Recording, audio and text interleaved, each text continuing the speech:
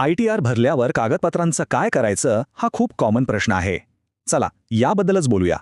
तर ही कागदपत्र का सांभाळावीत? सोपं उत्तर आहे, इन्कम टॅक्स डिपार्टमेंटच्या नोटीससाठी तयार राहायला. कारण वेळेवर पुरावे दिले नाहीत तर मोठा दंड आणि कायदेशीर अडचणी येऊ शकतात. हा सगळ्यात महत्त्वाचा नियम आपल्या वार्षिक उत्पन्नावर आधारित आहे.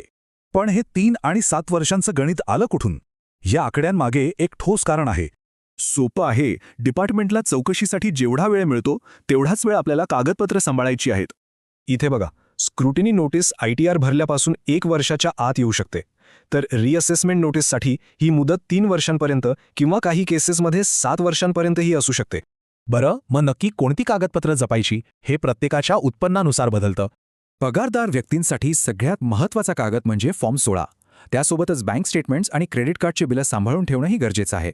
आता जे बिझनेसमन आहेत त्यांच्यासाठी अकाउंटिंग डेटा आणि सगळी बिलं खूप महत्त्वाची आहेत.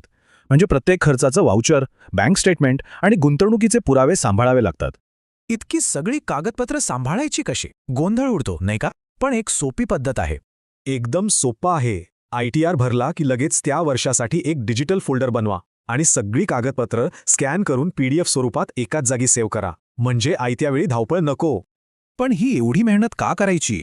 कारण कागदपत्र नसतील तर होणारे परिणाम खूप गंभीर असू शकतात. आणि सगळ्यात धक्कादायक गोष्ट म्हणजे ही जबाबदारी आयुष्यभरच नाही तर त्यानंतरही टिकते. म्हणजे व्यक्तीच्या मृत्यूनंतरही त्यांच्या कायदेशीर वारसांना ही कागदपत्र द्यावी लागू शकतात. म्हणून हा प्रश्न महत्त्वाचा आहे. आपल्या गेल्या 7 वर्षांचा आर्थिक हिशोब व्यवस्थित आणि तयार आहे का?